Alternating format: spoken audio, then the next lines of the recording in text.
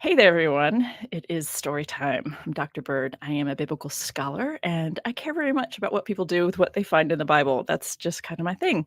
And I'm really excited today. I have my first guest on to talk about him and the work he does and why he does it. And so I've decided to start interviewing biblical scholars with this kind of an angle in mind. So today I have Dr. James Crossley on the line. He's on stage here with me, and I will leave it at that for now, and we'll get into what his work is. I have a link in the chat if you want to go check out some of the things he's up to that, in that on that website while we're chatting, and then let's get this countdown started. I'll be right back.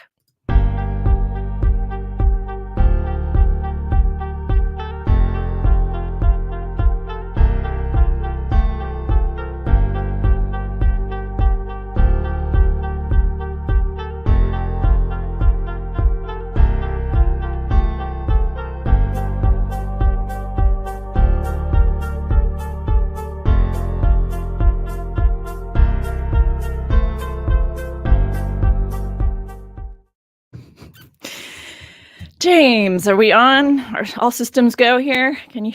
All right. I can hear you. And if can you hear me? I can. We're good to go. So, James Crossley, one of my colleagues in New Testament Studies. Thanks for joining us. Pleasure. It's really fun to have you here. So, So, I think James, you and I met when I meant to ask you about this before we went live. Did we meet at the Edinburgh International Conference? I think that's what that would be what, 2006? Yeah, it's a long time ago. This is a long time ago. Yeah. Anyway, so yes, lots of fondness related to all those meetings and all the things that happen there, the conversations, and So the story is, let me actually share some of the things that I do have, just so the people watching and listening know. So we're going to get to let James talk about himself a little bit here, but just so you all know, he's written close to a dozen books. And so I did share the website of Sensam, which is the Center for, I meant to open it up. It is a mouthful. Yeah. Oh, shoot. It doesn't say, oh, crap. Sorry. Center. I could say it. I bet you could. For the critical study of apocalyptic and millenarian movements. Yes. Well done. Yeah. Thank you. And I was first introduced to your work reading Why Christianity Happened, a Sociohistorical Account of Christian Origins. Liked that. Used that with undergrads. As well as Jesus in an Age of Terror. Got all kinds of Jesus things going on here, right? That would be why, yes, you are a historical Jesus guy. Also, most recently, Jesus, a Life in Class Conflict. And then right before that was Spectres of John Ball, The Peasants' Revolt in English Political History. So just for our listeners and the people watching it later, a little bit of that. And so what I'd like to do is ask you, James, you've been doing this for 20 years, more than 20 years at this point, right? More than. Yeah, right? You didn't have gray hair when I first met you. Stop and think about these things, I know, right? Yeah. So, obviously, we can all tell by your accent, you are not an American, right? You are. No. You are. You're from that other 3-letter place. 2-letter place. Anyway, talk to us, James. What is it that got you? Why did you get into biblical studies? What's your story? I should have thought about this because it's kind of a long, strange story. It's not that strange. It's probably strange to most people in biblical studies, but it's I don't know how strange it is. But I didn't like a lot of college. I didn't have a religious upbringing as such, or anything like that. I did have an interest in the Bible as a teenager, oddly. I mean, I kept it to my secrets, like dirty little secret that I was reading the Bible and things like this. And you don't tell people these kinds of things. I can admit it now, Right. And So I read the King James Bible all the way through school, and I think if this might need fact checking, but I think it was around the same time Margaret Thatcher, the famous British Prime Minister, was reading the Bible. I don't think the two are necessarily connected, but well, for me, I would end up writing on Margaret Thatcher in the Bible, so perhaps it's not such a strange connection. Right. So there was that. But when I left school in the UK, we're talking now about 16 years old here. I went into to work in the shipyard, like most mainly boys did at my age, and it wasn't a great time for the shipyard. There were lots of redundancies, and it was at that point in decline. It had a little bit of a boost in recent years, and I wanted to get out and what to do, and that's when I really started getting into education and thinking about education. Then, so I decided to leave to go into education, to college, and I wanted to. Sorry, go on. Just because like this is awful, I need to get out of here, or was it something? No, yeah, I didn't. I mean, it was just there was no real. It didn't feel like there was a future at the time, and right. I wasn't enjoying it. I wasn't enjoying. I mean, this is terrible. I wasn't enjoying the early starts, I think. What time? Like 4? What are we talking? No, it wasn't. I mean, it was like 7:30 start, and I don't know. I think with hindsight, I realised how. I wish I hadn't confessed that live on. Oh, sorry. It's all right. I mean, the two dirtiest secrets I got so far is I read the Bible at school and didn't like getting it. Never mind. Yeah, that's so bad. Yeah. So I was looking a way out, and I decided.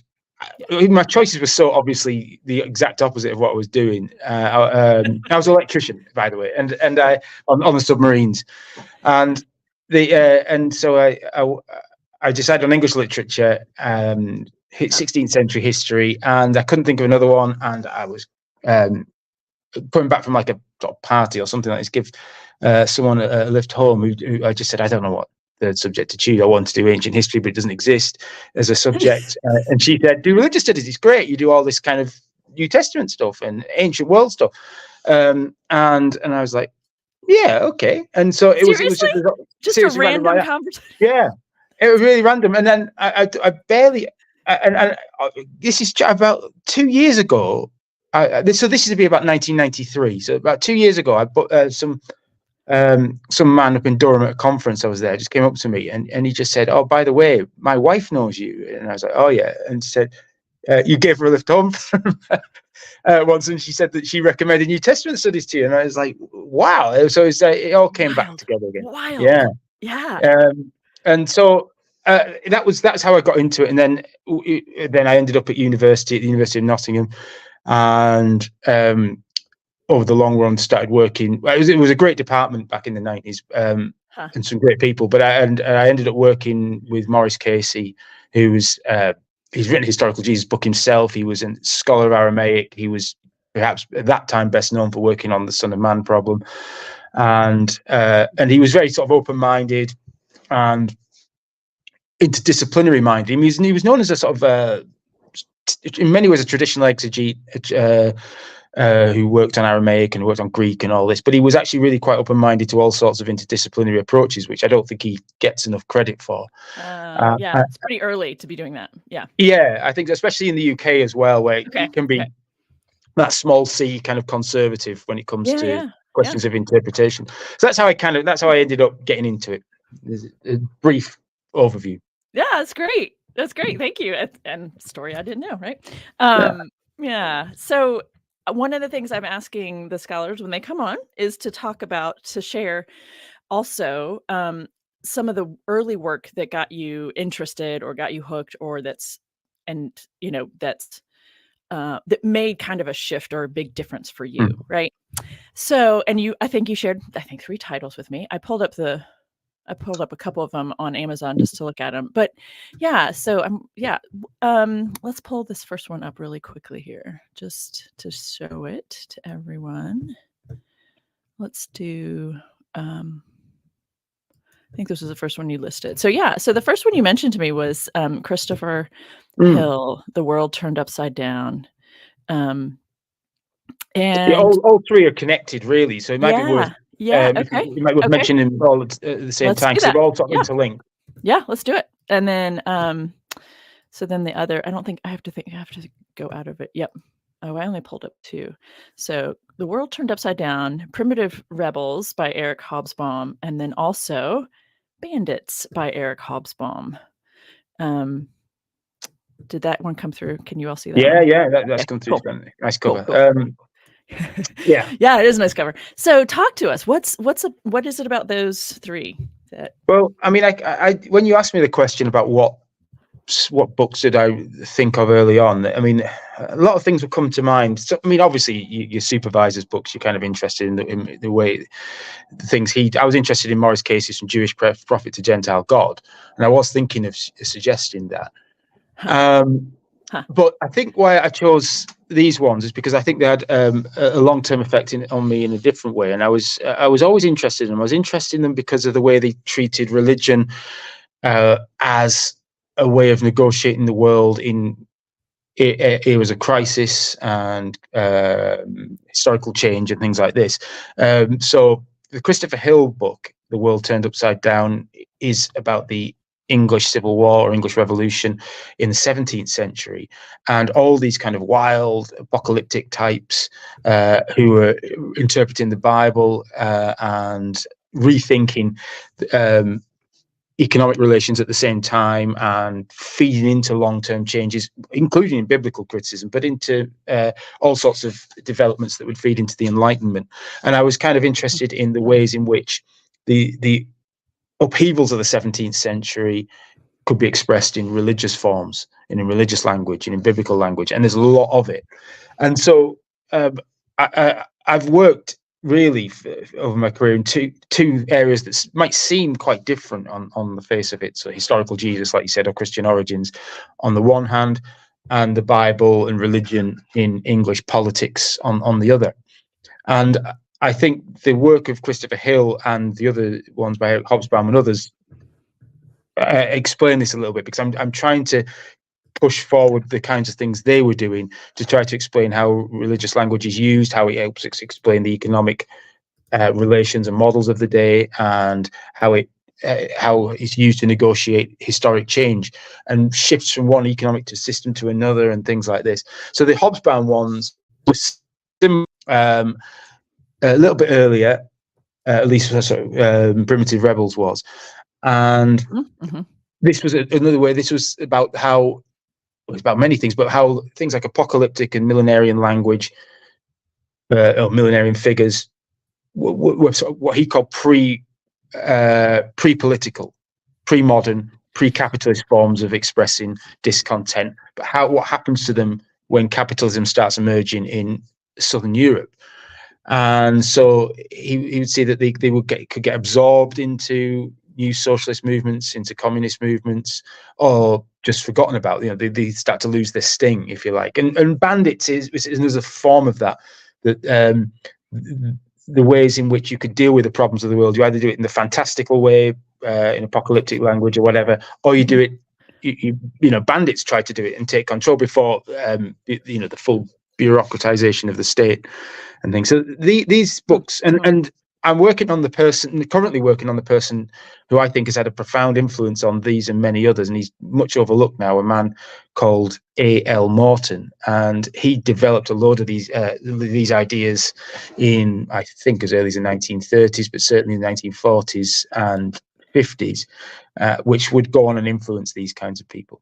So the reasons why, I think in English politics, this has had a long history, hence the John Ball thing is a medieval preacher, a medieval apocalyptic preacher, and he's had a long reception history right up to the present. But also in terms of Christian origins and Jesus, this is how I started applying this kind of stuff, or this kind of thinking, I should say, to the origins of the Jesus movement. Because I think in Galilee, there were some serious upheavals around the time Jesus was growing up, the building of Tiberias, the rebuilding of Sepphoris, which changed economic relations and traditional ways of life and households and things. And I think the Jesus movement is a reaction to that in this sort of fantastical, pre-modern, apocalyptic language. I'm sorry, I'm giggling because I'm like, that was a lot, and that was very nicely said. Well, I don't know. Well, there you go. No, I feel Ask like a I want to silly like, question. yeah, I know, right? I was like, okay, let's take one bite of that at a time. That was fantastic. Sorry. Oh, well, Yeah, feel free to push yeah. back on any of that. Unpack some of that with you. No, that's okay. This is great.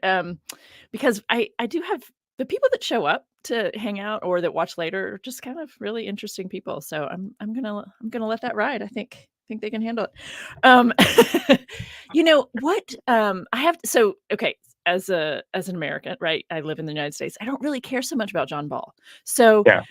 I feel like I should because it's such a big deal to you. Like, like To you're me, yeah. yeah, yeah, yeah. No, but what I mean is like Hmm. you're like, wow, like it's a big deal. Like you John Ball is like when I see you post about stuff or like Mhm. what's going on? So you've said some already, but can you say a Mhm. little bit more about why that's what you're excited about right now? Yeah. Can you say a little bit more about why someone else might be interested in his importance, Yeah. Well, this is another sort of accident to some degree. I did in the 2010s. I think my work was dominated by the Bible and religion in English politics, English contemporary politics, or English politics since about 1968. And one of the traditions that kept coming up was this idea that the Bible was equated with socialism, radicalism, things like this, and that there was a English radical tradition that stretched back to the 14th century. In some cases, stretched back to Jesus, of course, and Moses, the first Englishman, so to speak. There were some kind of out there kind of interpretations, but this idea of this radical tradition seemed, and I wanted to like trace that. I had a really big. I often have these sort of big ideas, and they end up getting really narrowed down when you get into it. Yeah. And so I was going to start off with John Ball. Well, I was going to start with the Peasants' Revolt, and I was going to work my way through English sort of radical history up to the present. Okay, And hold then on. it was Peasants, hang on. oh Peasants, yeah. yeah. Peasants I, Revolt. well, Talk to me about that. I'll come back to that Oh, in one okay. moment, but simply to tell you Like, the story, and then I'll tell you. okay. I just need some dates. Exactly. I need some things to Yeah. hang my. Okay. Oh, I can give you the dates. It's quite straightforward. It's 1381, 14th century. Yeah. Okay, thank you. But it became too big a project, and I remember I was starting to write a chapter on the Peasants' Revolt, and I thought, I'll just do it on John Ball, this first chapter, and then I'll do it on John Ball and his reception, and then it was just huge. If that alone was just vast enough for a book. Okay. And so John Ball was a preacher in the 14th century. You don't quite know when he was born. And he was always in trouble with the church. He was preaching against the lords and the archbishops and things like this. Excommunicated, on the run, imprisoned, but very, very popular, it seems. And the Peasants' Revolt was the later name given to it was the English uprising of the late 14th century, 1381, and it was a major moment in English history. It's they chopped the head off the Archbishop of Canterbury and Chancellor of England. It was it included peasants, but what? Yeah, no. Okay, I do need to slow down. So yeah. I want to comment, just to interrupt and then get back to you. You said he was preaching or talking against the Lords, but he was popular. Of course he was popular because he was precisely for that. Yeah. Right. He's an outlet. Like let's just let that sink for a second. We just need to let that settle just a minute. We'll let that simmer. Okay. Very popular because he was outspoken and okay. All right, back to you. Okay. Yeah. Well, he was popular outside the churches, popular in the fields and things like this. Right. And, the masses, right. And he had a famous saying, and he probably almost certainly wasn't the first to say it, but it was when Adam delved and Eve span, who was then the gentleman. So look back to the when Adam delved, Doug. Okay, when Adam delved. All right, okay. And Eve span, who was then the gentleman. So back in the days when Adam and Eve were just out of the Garden of Eden, there were no lords. And he was saying this is an invention, effectively it's an invented thing, and we should be free, and we have to work, and we have to got it. Work in the fields. They get good food, we get bad food, and so on. Yeah, okay. And then we look to a time when all things were being shared in common, which probably access to the fields, to rivers, to ponds and forests or whatever. But to get from that position to that position, it seems he preached a violent transformation. So the parable of the wheat and the tares in Matthew 13 is interpreted eschatologically, and probably to carry out acts of violence against the good and the great. Okay. At this point, they still seem to have had positive view towards the king. They expect the king to be on their side and would come to their defense. Of course, the king doesn't, tricks them, and it ends up failing. And John Ball is executed, his body cut in 4 parts, sent to different parts of the country, and so. But then he has this long reception history, and really in the late 19th century, he was something of a big folk hero, close to something like Robin Hood in popularity. Okay. And then after World War II, really, he dies.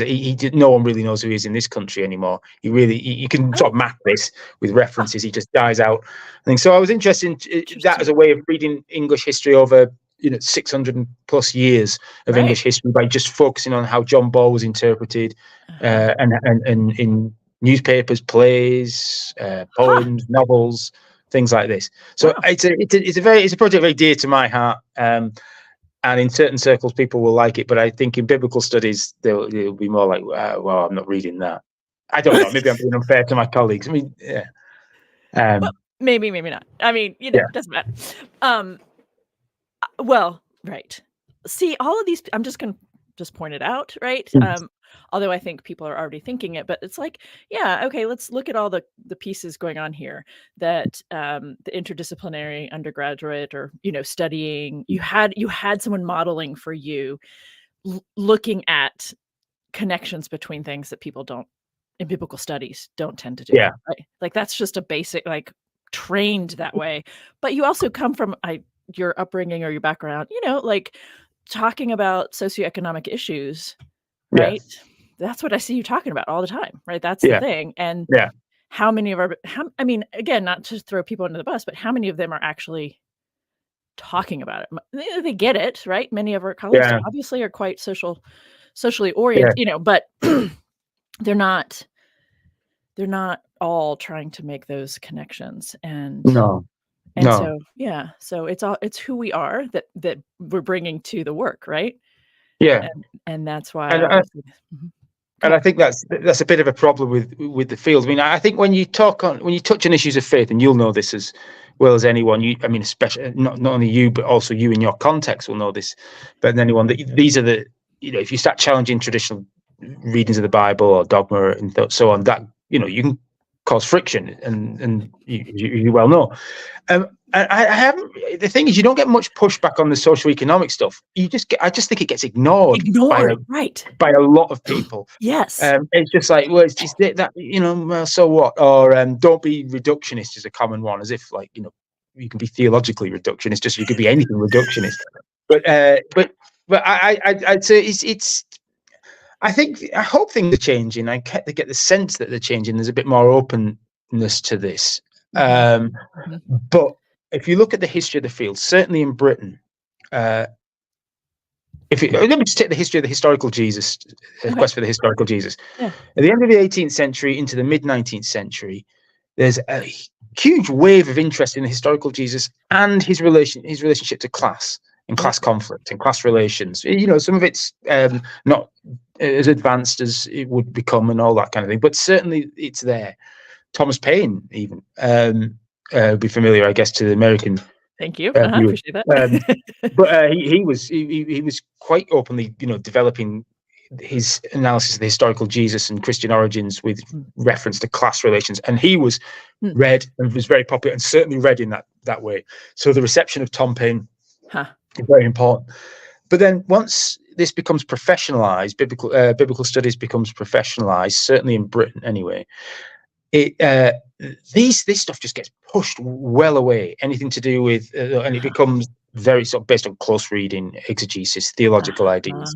And every now and then they bubble up these questions in the British quest for the historical Jesus. So Brandon in the 60s was, it doesn't matter if he's right or wrong, but he did this kind of insurrectionary Jesus, and this brought out the full force of the British establishment to make sure he was proven wrong. And it doesn't get, and people keep saying things like, oh, it just, it pops up every now and then and gets disproved. But I think another way to look at it is, what are the interests of the people involved interpreting it? When it was the early 19th century, there was a mass working class movement developing, and it was in their interest to talk in class relations. When it gets just centered into the universities and into the seminaries and theological colleges, their interests aren't socioeconomic in the senses, in terms of class relations and class conflict and things like this. Or in the case of Brandon, when he pops up, they do not like the insurrectionary Jesus either. I think it's more about where the interests of the interpreters lie. I don't think it's because they've suddenly proven or disproven Brandon, or proven or disproven things about class and class relations. Yeah. Huh. Okay. Yeah. I can give you a detailed exegesis of Mark 7 if you want. Instead. That would be way more interesting. Yes. No, I mean, it's just, it is fascinating actually to look just what you've over kind of broad brushstroke just gave us in terms of the shift within the field, or what you could say is happening in terms of when things become institutionalized, right? Yeah. Whose interests are at heart and who gets to determine what's going on. I don't know if James, I don't know if you are looking at, oh, you probably aren't because you're on a phone, right? I didn't give you a proper introduction at the beginning. I'm sorry. I didn't say your proper professor title. I'm so sorry. I'll do better for my next guest. I was feeling a little bit too familiar, I guess. Yeah. Right. I just realized, I was like, I was so caught up in like, this is my first guest and I don't know what I'm doing, and I didn't do all the things. But someone said, I love Insurrection Jesus. Oh, well, there you go. Yeah. Right. We have some fun comments going on in response to what you're saying. So, yeah, Insurrection Jesus. So there are a couple other things. So folks, yes, I just need to interrupt myself in our conversation. I always forget to do this up front, and Pragmatic Crystal reminded me to say to folks who are watching this now or later, if you're liking this kind of conversation, please do hit the like button and subscribe for more of this sort that's coming. I'm not good at promoting myself that way. They've teased me. That's good. I've mocked myself about this.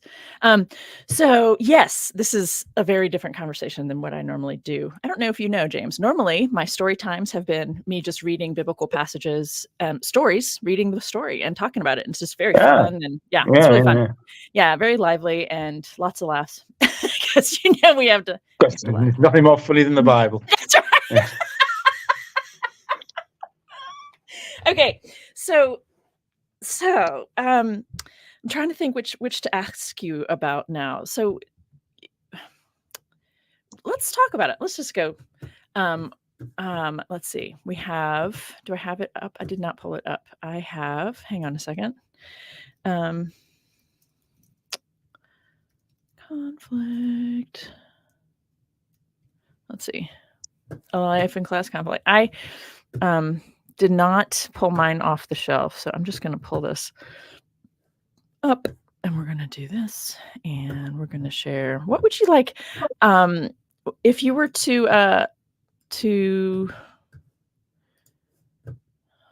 tell us a little bit about this was a collaboration, right? Mm-hmm. You and Robert Myles. Yeah. I mean, we can all read the website. We can read the description. What is it why did the two of you decide to do this? What was it? I think it was, I'd done a lot of work on historical Jesus over many, many years. And I think I was kind of at breaking point a little bit with it. I think I wanted to move on with other things. And I had other projects that I wanted to get on with, but I felt I had all this sort of stuff in my head that I would like to get it down. And I think I would need, I knew Robert was interested in similar things about historical Jesus. Right. And he also had, there were a few gaps where I would have to do a little bit more research if I wanted to do the single author thing. So Robert's done a lot of stuff on fishing, for instance, and that was a gap for me. And I thought, well, that was quite handy then, because I've got somebody who thinks similarly to me on the historical Jesus, and who's done stuff I haven't done on the historical Jesus. So I suggested it to him, and I suggested that I would quite like to publish this outside of conventional biblical studies as well. So it's with zero, as you can see. And I wanted it to go out to, a different audience. Well, I was hoping that, between us, we'd get enough biblical scholars who would be interested in buying it anyway, but also reach out to a different audience with this. So that was the thinking behind the book. So yeah, that's and yeah, I think I answered your question. I can't remember what the question. Yeah. What are you two saying in this book that is different? That would be like, oh yeah, I want to go read about that. What's the hook for someone? Well, I think it's the subtitle, the class conflict. If anyone's familiar with the history of historical Jesus studies, certainly in Britain, but I think practically anywhere where it's anywhere in sort of European American tradition, Australian, New Zealand tradition, things like this. Outside, it's a little bit different. Anyone familiar with sort of mainstream academic historical Jesus studies will know it's really there are certain different portraits of Jesus, but they're all kind of very idealized. They're very, as in the sense of they're in the realm of ideas as much as anything, rather than grounded in social history. There are exceptions. There's always exceptions, and there's some good stuff done by people. There's some good stuff that's been ignored. Let's take John Dominic Crossan is a good example. Wrote a book on historical Jesus, a couple, but his big one in 1991 on a Mediterranean Jewish peasant. And I thought it was such a missed opportunity, this book, because he did push for analyzing the social context as a way of illuminating the teachings of Jesus, but I think of the historical Jesus. But I think he got a lot wrong about the historical Jesus. Everybody focused on that, and he didn't focus on the real advances that I think could have been there. So the field was just not interested in pushing ideas about how social history and socioeconomic context generate ideas. They just because most of them just wanted the truth about Jesus, the theological truth about Jesus. So it's like it doesn't get critiqued that much. That bit of it doesn't get critiqued. The resulting Jesus gets critiqued. So there were problems I had with his modelling, but I think it was sad that it was ignored, that part of his work. So that he was conflict. So yes. So for that for part of his Crossan. work was ignored. Okay. I mean, he wasn't ignored, but part of his work was ignored, right? And it was a big part for him. And scholarship. It was a big part of his work. He thought it was a big part of his work. Yeah. Clearly, he dedicated a lot of space to it. But the result was people saying, "Well, his models for getting back to the historical Jesus aren't right. This idea of a cynic Jesus is wrong, or Jesus is too liberal, or whatever." And all perfectly reasonable criticisms, and sometimes. But I'd say it really frustrated me that he'd actually really some real advances in that book that just. And in subsequent work, they got ignored.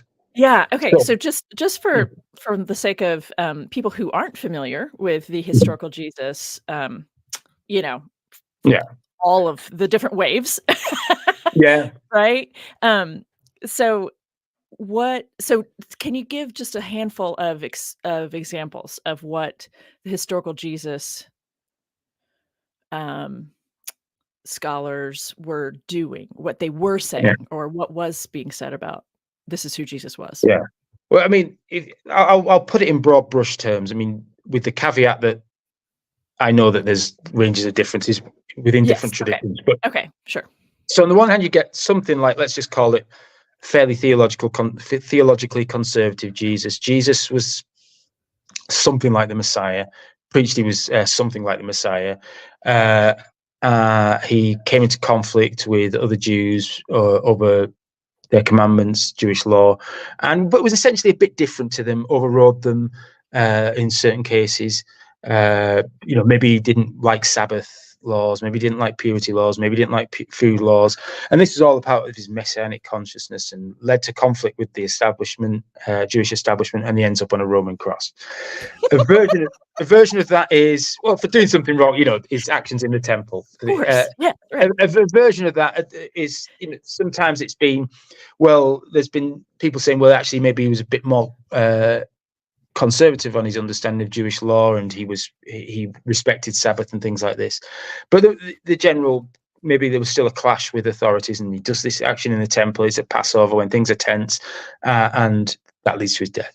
The other model, and tied in with this, is the idea that Jesus is a sort of an apocalyptic preacher of either imminent end times or uses this language in symbolic terms to talk about a new social transformation.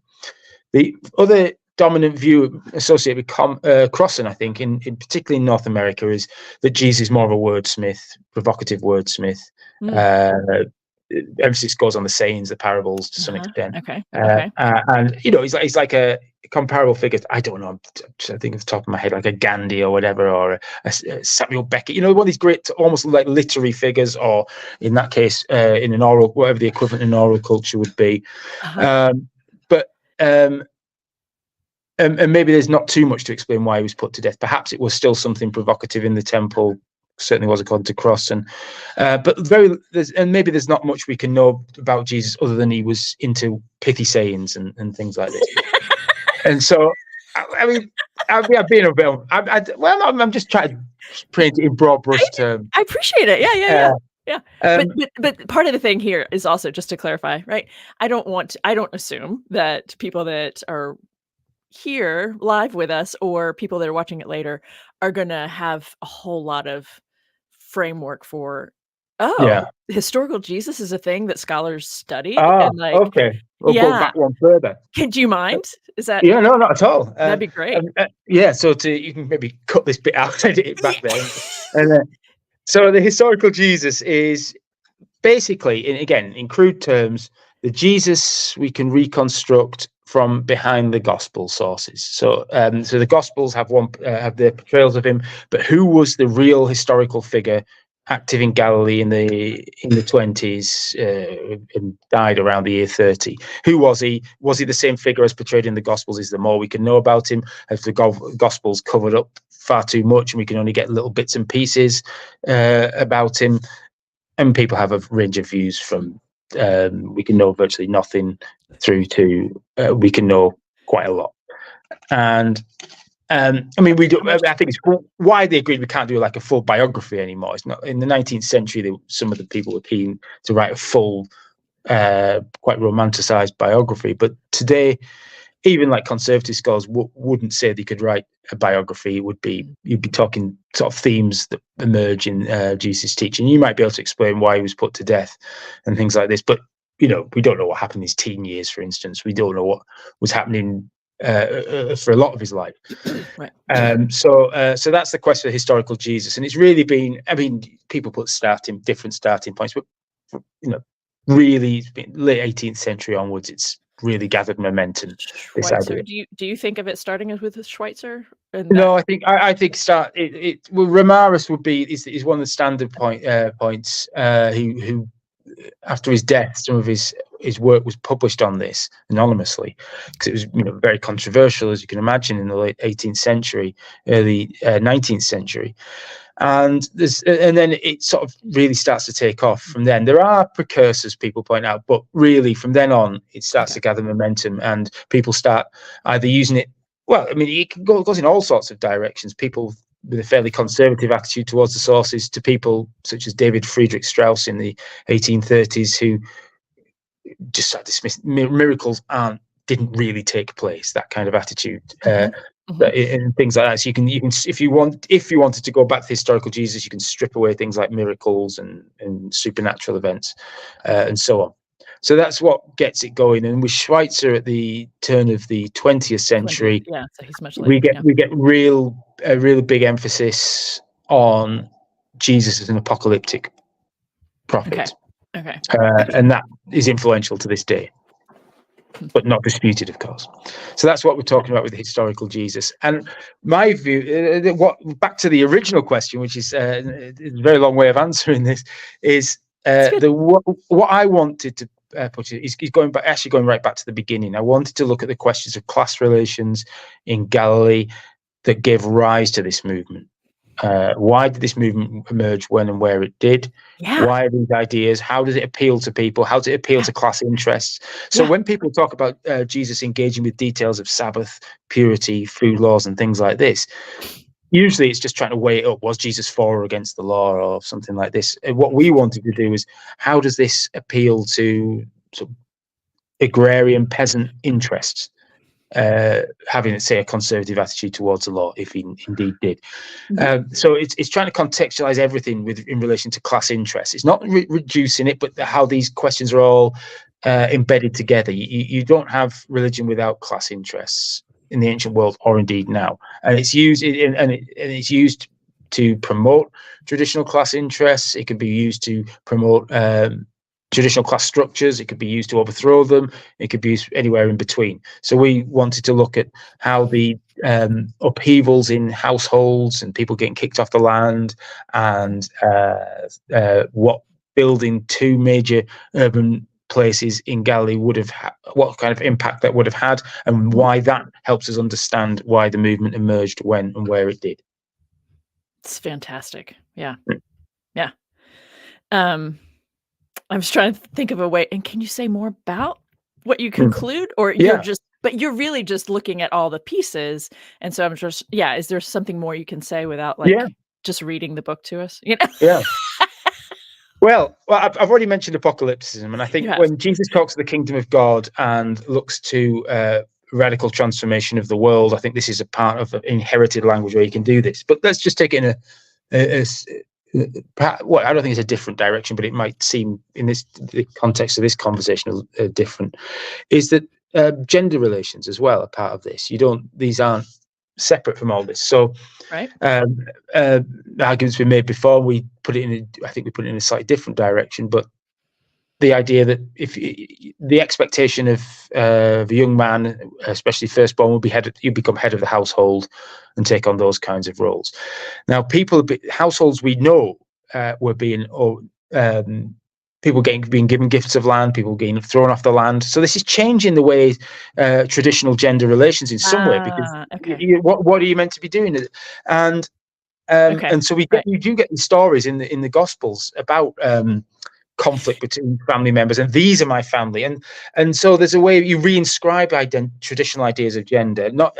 This is where we push back against some of the gender readings when they say that Jesus was kind of radical on questions of gender. We're saying no, he does talk about alternative families, because that's the only language he had really to talk about family. So when he talks about female disciples, male disciples, these are my brothers and sisters, and things like this. This is like creating an alternative family in the context of that. But it doesn't get rid of. I think people push it too far when they say this is like Jesus challenging the patriarchy and all this. I think, well, they still got a father figure, a very big father figure in God in all this. So And and can you just when you talk about people getting kicked off the land, why was that happening? Because they wanted to repopulate parts around Tiberias, for instance. It presumably happened around Sepphoris, and you would give gifts of land to get people in there, and to give gifts of land, you have to take people off the land, So and to get people. It was an early form of gentrification happening, or that's the word. I mean, that would be the analogy. Yeah. And so you have that happening, and as you said, specifically around because of the development of these two cities. Yeah. That I don't think that is on anyone's, 99% of the people in churches don't even know that's a thing, right? A part of what was happening at the time to help us understand these passages, why it mattered, what's right. So so the social development happening there. But there also, at least my understanding from some of your other work and from some of Crossley's work, right, is the issue of losing your land due to taxation, right? And not being able to pay taxes. So what do? You give over the deed to your land. that's still a piece of this picture, right? I'm Yeah, not you can misunderstanding that.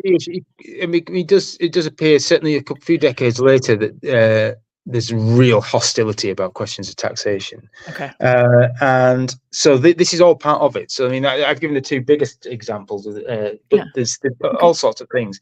Yeah. And people say, well, Galileans weren't especially oppressed at the time, and I don't quite know quite what people mean by that, because I think the key thing is that things change. So for some people, things got better. You're given a gift of land, for example, or maybe you've got additional trade which brought in certain income and so on. But other people may have been forced to work more in different areas. It would have changed traditional ideas. Some people it would have worked for the better, some people for the worse. Some people might have thought, I made a bit more money, why can't I have more? So it disrupts the traditional patterns, is the way I would think of this. It's not a straightforward case of oppressor oppressing the oppressed, but that is clearly part of it. It's a more complicated economic question than that still, I think. And that's what I think some of the scholarship doesn't quite grasp. Doesn't even think to look for, really. Yeah, it's usually, I think it's often framed in debates of standard of living. So did it get better or did it get worse at the time of Jesus? And I think both is the answer. Can be the answer to that. If you see what I mean? It wasn't stable. I don't think it was stable.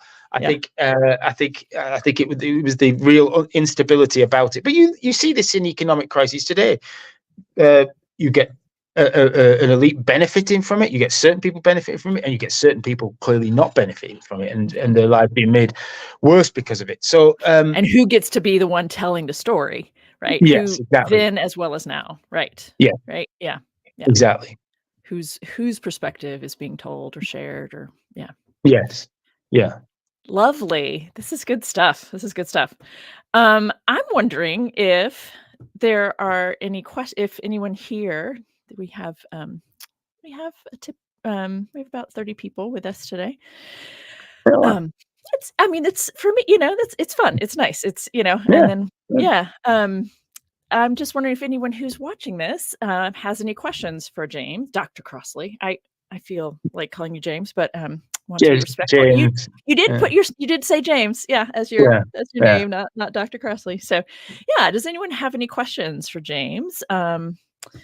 They are chatting amongst themselves, actually, is what often happens here. So, okay, well, we could do that. We have, let's see, we had one. I don't know. Can you see this, James? Yeah. Yeah. Okay. So, April Van Ryn, this person, I assume is female, but this person has recently been coming and chatting. And so I was wondering what his favorite part of the Bible is. Okay. Good question. I really should choose. I was really going to choose on the aesthetic reasons. I should choose any number of Hebrew Bible, Old Testament things. I quite like the book of Ecclesiastes, and I like some of the wild, glorious stories and things. But I'm kind of really most familiar with the New Testament, so I'm going to stick with the New Testament on this. Wait. What is it you like about Ecclesiastes? Why is that? Well, I just think it's the idea that it brings in doubts to some of these questions about reward in life and things like this, and kind of more realistic. Come to the conclusion. It's like I don't know. And I quite like that. Exactly. Yeah. So okay. I always thought it was kind of I always liked Ecclesiastes for that reason.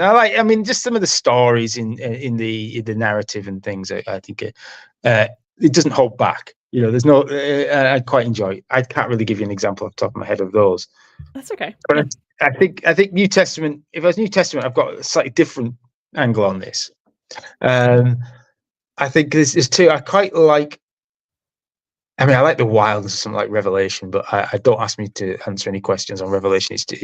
But I think oddly, Mark 7 is my favorite. I think I would have to say the dispute of hand washing and food and things like this, because I just think it's nothing.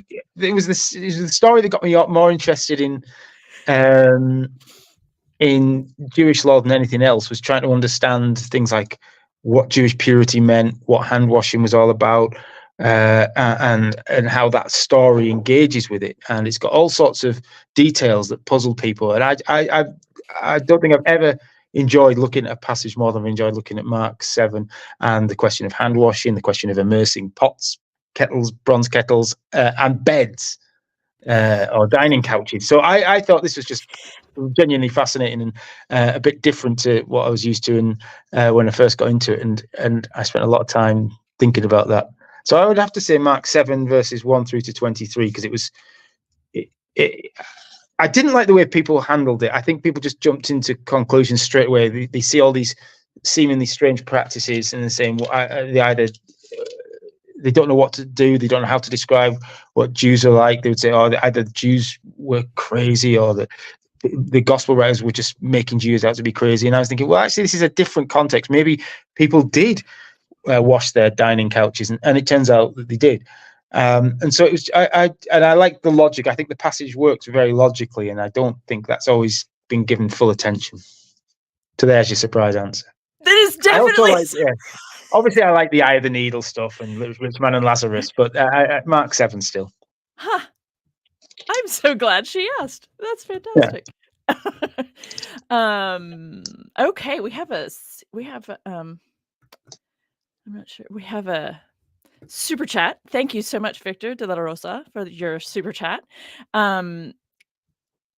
What Dr. James believes is Jesus' main teaching. Yeah.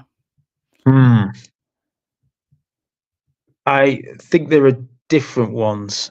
Clearly, if you look at the kingdom of God, is a big part of it. I don't think you can really. Well, you could deny it, I'm saying, but I mean, if the synoptics run to anything, and I think there's other reasons, because but I think kingdom of God.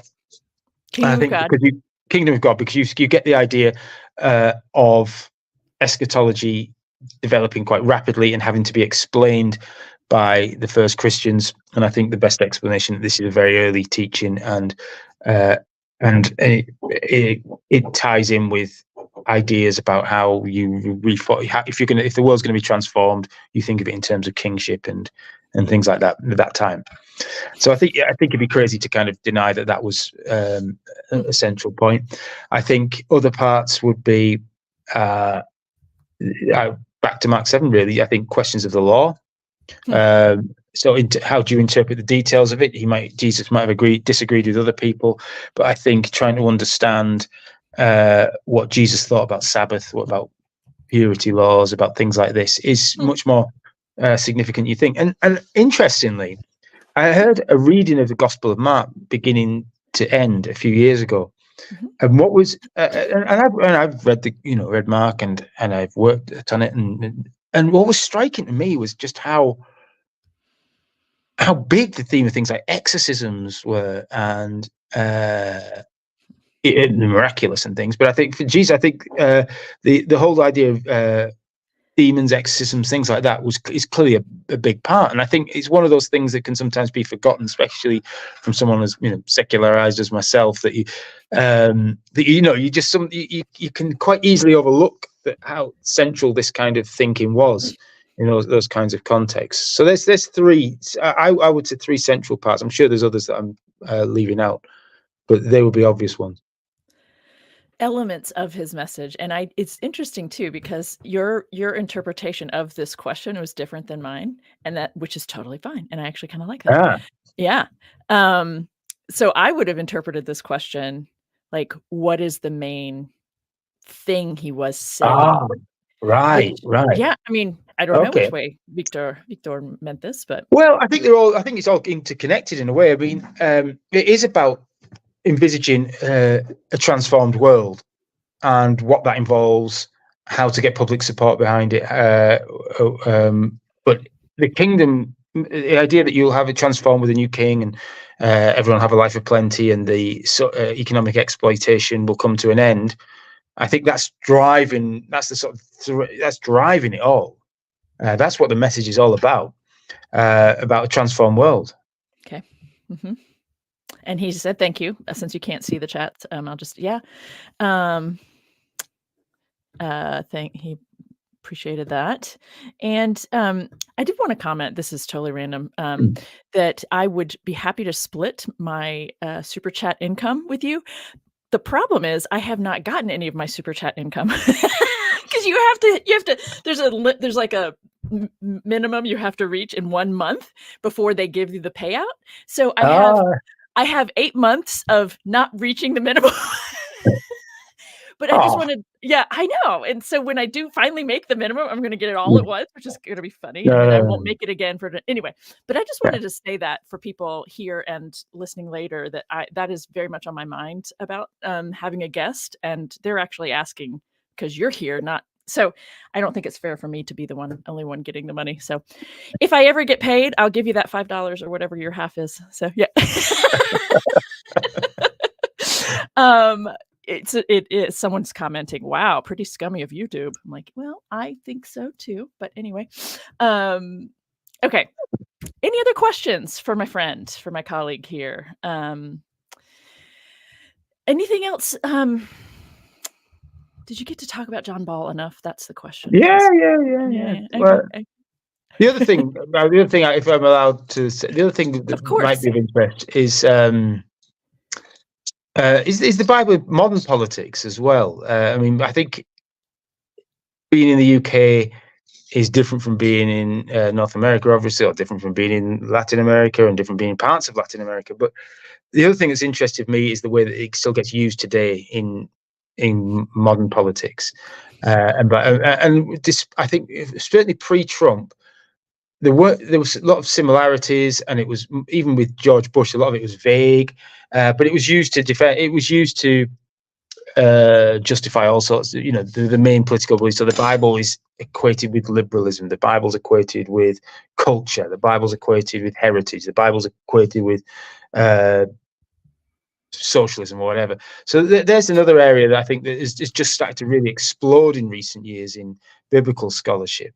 And you being based in North America, you're going to have far more data for recent political debates than I will, and probably funnier as well. So indeed, yeah. Funny, or like, a little from A, a little from B. Yeah. Let's see. I think there. I'll just start from the beginning. Okay. We have another comment or question here. If Dr. James had to pick, what is more fascinating about the Bible, the culture or the politics? Now, that would depend on my mood. I think. Let me put it another way. Let me put it, what's more influential, and I'm going to stick to the UK temporarily. In the UK, the cultural legacy of the Bible is far stronger these days. So, and than the political legacy. It's still there in politics, and politicians will still use it. But I did once think, right, I'm going to. This is it. I'm going to do a proper detailed study of the media, the press, and everything. And I spent the whole day watching television, looking for references to the Bible, like as in news television. And then I've got a week's worth of different newspapers, and I found nothing on politics. In the culture sections, Lazarus, Armageddon, it was there. So it's a kind of cultural language. It's still there with it. But I mean, I think I probably ultimately find the politics myself more fascinating, whether it's ancient or now. And there is a history of it. And then, of course, if you went to America and you did the same study on, say, you did news there, you might get a very different answer. Maybe, but not as different. Maybe not. Would CNN cover it? Probably not, I guess. Yeah, right, exactly. Top news maybe, but sports though, yes, David and Goliath, like, yes, we get some. Yeah, it would be those cultural references that are common enough. And if we take that back to the first century, as far as you can split culture and politics, I don't know. I mean, in that case, I wouldn't even know how to define ancient culture in that sense, I don't think. But in terms of the politics, I kind of do enjoy the political side of what's going on with Jesus and the Gospels and things like that. Cool. We do have a couple more questions, actually. Cheryl, I'm just not sure I want to ask your question, but I will. I'm going to come back to Cheryl's. So, honest question. Oh.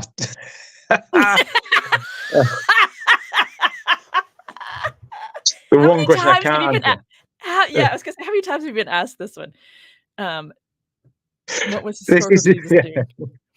well, whether this event actually happened or not is, of course, another question. It is.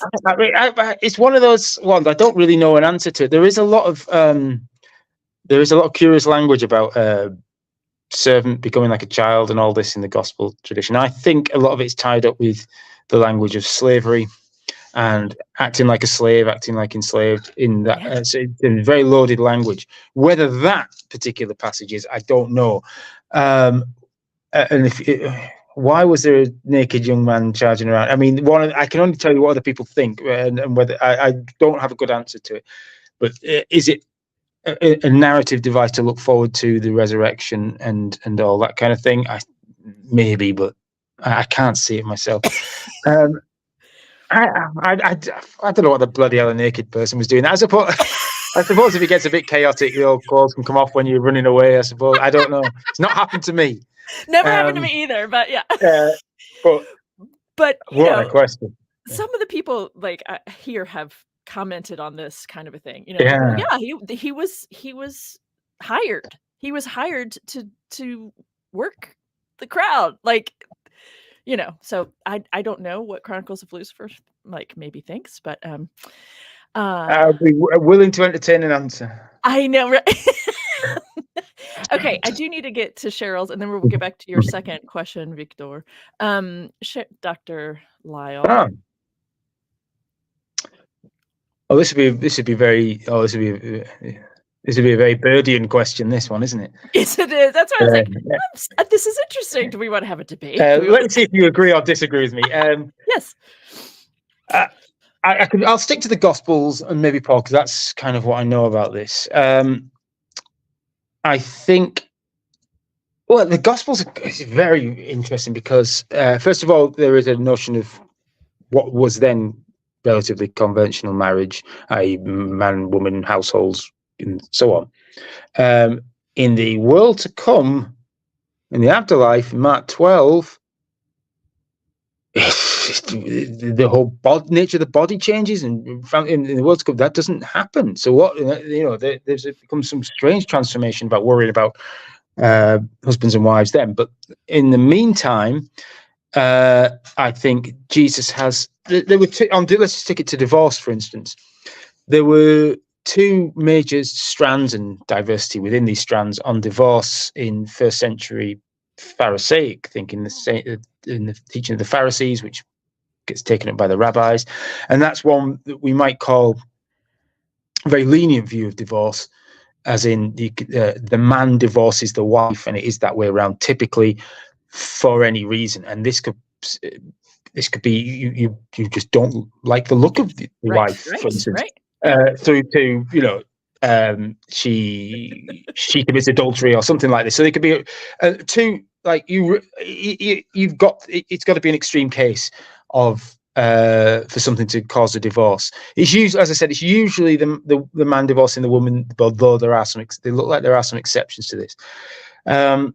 And Jesus seems to be on the stricter side of divorce, I would say, in the gospel tradition in the first century, as in it doesn't give any reason, although Matthew's version does, and I think Mark implies it. They shouldn't be divorced, but if except in the case, I think, of adultery or something like this, or the phrase is porneia, which sexual immorality from their perspective. It could be a range of anything like that, but and it's to do with how that would have been understood in terms of the partner being defiled and the marriage being defiled and things like this. And then in Paul, it gets taken. That gets picked up in 1 Corinthians 7 for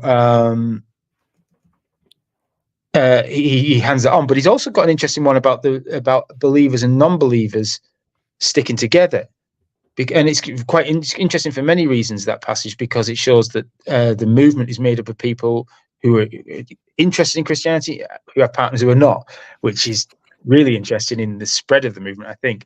But totally. You stick together, you may make the child may be made holy or may become a believer. So there's some fairly strict teachings on divorce. Now, it's not, oddly, I think some of the liberal, if you class it in liberal terms, can be problematic. I mean, this is a very different society, and casting a woman out of the household could be quite potentially dangerous for the woman. And it has been argued, and whether this was the intention, I don't suppose it matters that much, that stricter divorce laws provides more economic protection for certain women of certain social standings, or something like this. So there's something there, but you might want to ask the host about this more than me, because marriage in the Bible is your world. I think that's why she asked it. She's been promoting. Oh, she's stirring. She knows. Okay. Yeah. She's I don't disagree with anything you said, by the way. Okay. I was waiting for some pushback.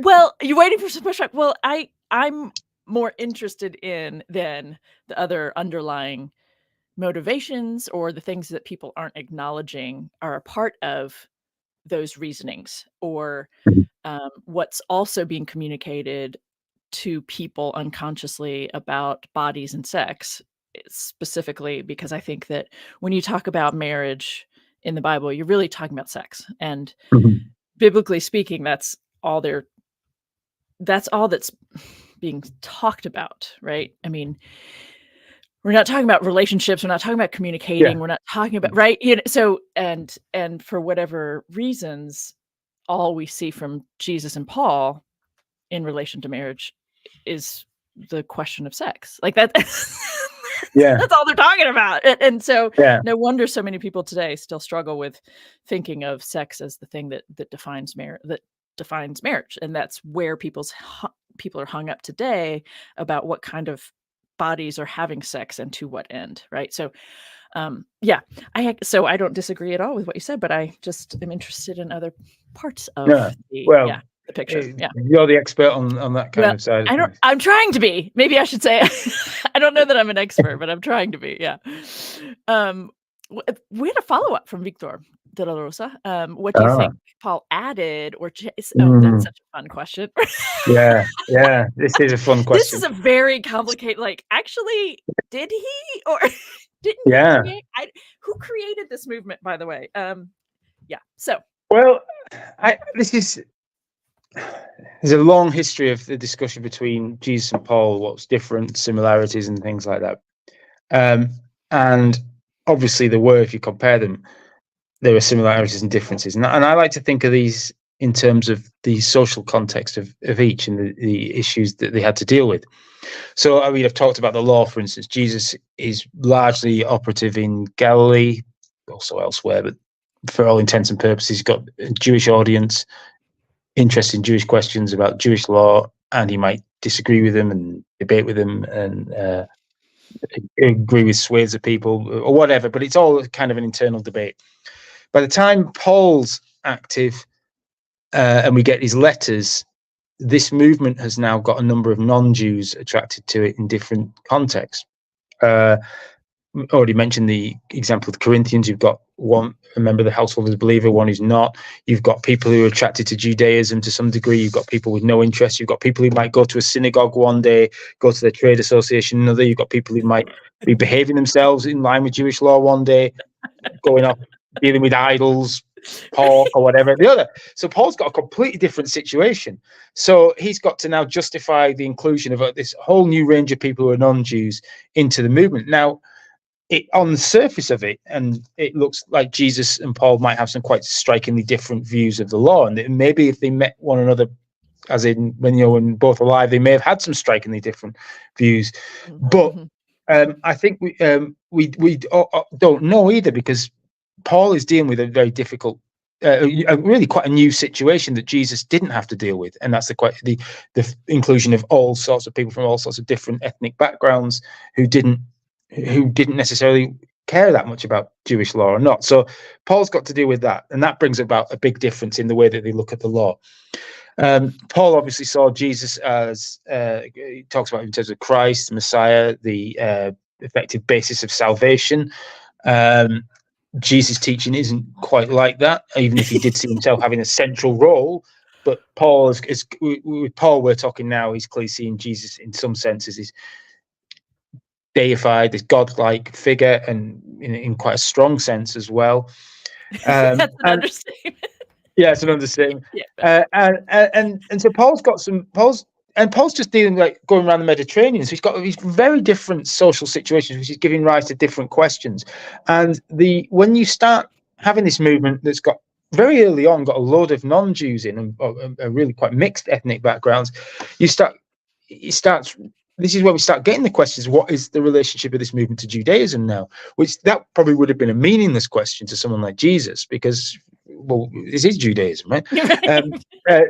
So, or whatever they call it. But when you get to Paul, I'm not saying Paul necessarily. Paul would have simply seen this as, I'm sure Paul would have seen this as a continuation of all things Jewish, but clearly not everybody was. And clearly people were seeing this as Jewish people were seeing this as a big problem, and non-Jewish people will probably, will have a range of views, from saying, yes, we're now part of that tradition, to no, we're not. So, so they've got some really very big questions, both of them, to deal with, and very different questions for them both to deal with. But you can also see how that might develop, how we might get a movement that's sort of emerging in discussion and debate over this, that, and the other in Galilee. And Jesus connected with a group of people called the sinners, who were probably socioeconomically rich rather than poor, as is said in popular imagination. But they were people who were deemed to be behaving like non-Jews, outside the law and things like that. And I think that provides a connection between Jesus and Paul. Jesus is talking about them, bringing them back to the fold, and but it also ends up giving a connection to talk with non-Jews more and more after the death of Jesus. So there is a connection there, but different contexts generate new ideas and different ideas. So I think it's interesting to talk about the similarities and differences between Jesus, and I think you have to establish them to some degree, but you also have to understand that they work in two different contexts, which give rise to these differences and similarities. Yeah, absolutely. Thank you. That was fine answer. Fine answer. Thank you. I thought I would follow up with this, and I think since we were commenting about it, my thoughts are that they were using the linen wrap to apply a narcotic. The suffering ritual was to cut the skin and then lay the linen soaked with a drug, and the initiated would be naked, also perhaps related to humility. Well, I mean, the text unfortunately doesn't give us the details. All I can hope is that this is the correct answer. Indeed. Well, I don't want that to be the correct answer, do I? But it would be. Yes. Yeah, of course I do. It would be. That would be worth studying. I need to study this. Do I need to study this passage? I don't know if I do need to study this passage. But I think it's. But someone does. I love that answer. I've never heard that one. That's kind of fun. That is fun, yeah. Yeah, thank you for that, Chronicles of Lucifer. This has been so fun. I am just thrilled that you were able to join me today, and all the way from Oslo, right, Norway, today, in a hotel room. Thank you. In a hotel room, yeah. On your stranded. phone. Yes. On my phone, yeah.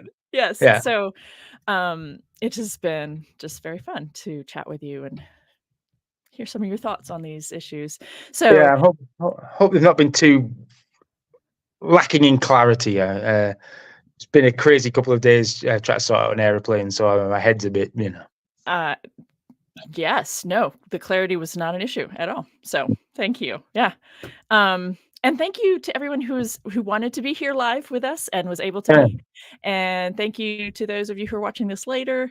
Hope you found something interesting and to stimulate some thinking for you, right? So, all right, Bulls. Next week, I'm back to doing regular story time, reading from the Bible. So for those of you who are interested, and it'll be on the 1st of February, I have someone who does work with power dynamics and abusive dynamics within families and how it is connected to white evangelicalism. Very interesting stuff. Yeah. So I'm excited to do that in a couple weeks. So thank you, everyone. I'll see you all next time.